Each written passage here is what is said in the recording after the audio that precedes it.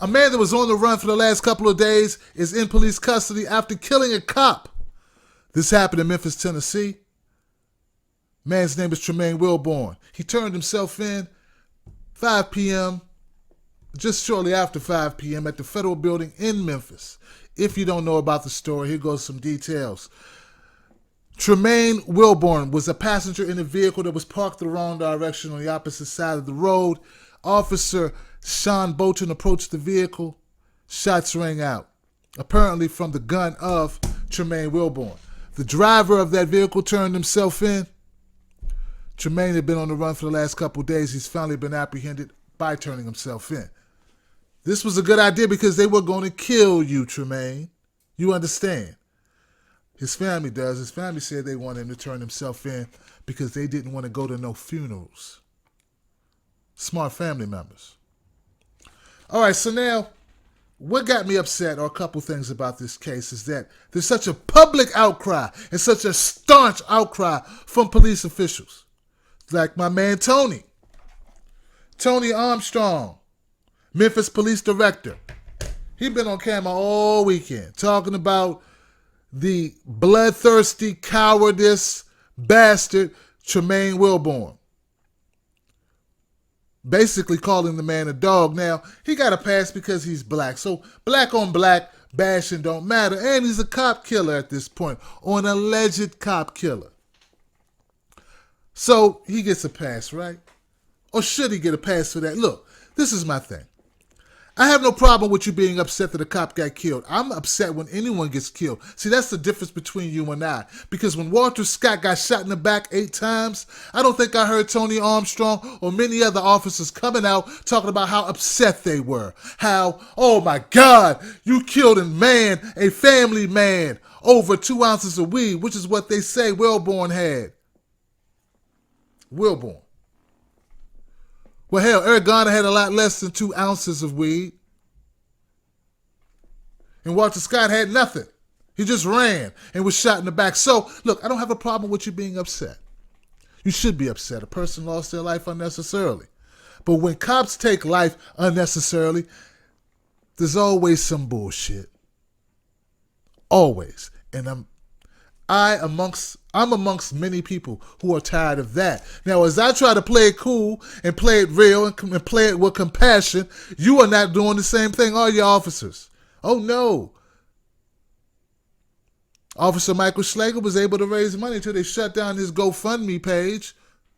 I wonder how much money the public is going to give Tremaine Wilbourn. How about zero? See, we don't fund our killers, but America funds its killers. And that's why we have such a divide when it comes to pulling together.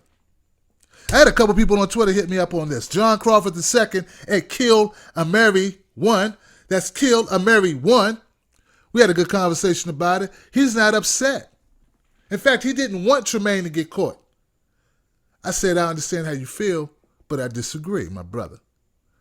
Because I feel a man like Tremaine Wilbourn, who will kill an officer, has no problem killing you, or killing me, or killing my son, or killing my daughter. You understand?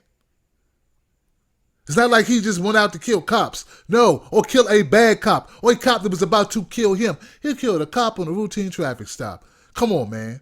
I know you want to fight the power, but I got to disagree with you. I can't roll with you on that. All right? Another guy I contacted on Twitter, Jay Beware. Jay Beware, he made a couple funny quips about it. Quip, funny, a joke, light. And I get it, I understand it, man. People are upset, they're tired of police brutality, they're tired of cops getting away with killing.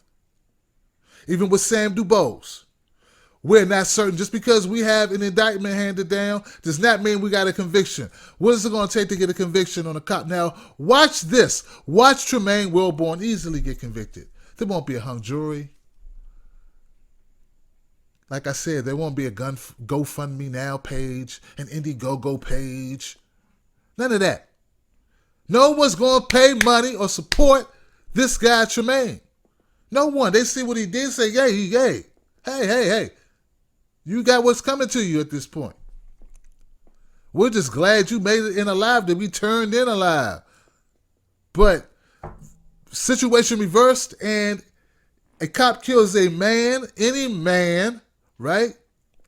How likely are we to get justice on that? How likely is that cop to see a jail cell? So I agree with my man John Crawford and my man Jay Beware on that, both those guys. But look, man, I can't ride with you on the whole wanting a murderer to get away. Come on. Maybe, I don't know. Maybe it's just frustration talk, and I'm just going to chalk that up to frustration. Listen. There is a lot of hypocrisy going on concerning violence in America. We need to look at all violence. Someone did make a remark I do got to address. Look, guy, I understand that detective or that chief in Milwaukee who made that grand speech about police violence not being anywhere near, or police killing not being anywhere near black killing or black killing in the hood. I understand that. But let's go a step further and ask ourselves why. Why so much? Why the violence? Why the killing? Why the death? Once we start answering that question, then you can tell me about all that memorable speech that detective in Milwaukee said. What he said. All right? Let's get to the bottom of that. That's all I want. Angry about one death, be angry about them all. Do that, then maybe we got a chance at putting the car back on the road. Don't do that, and we're going to still have the problems that we have today. You guys let me know what you think. That's where I come up on this one. I'm glad Tremaine is locked up. But let's not have fake outrage. All life is precious. All life should be revered. We should be pissed when a cop kills a citizen in cold blood as well. And I don't see enough officers getting pissed. They better keep their jobs. I'm Tim Black.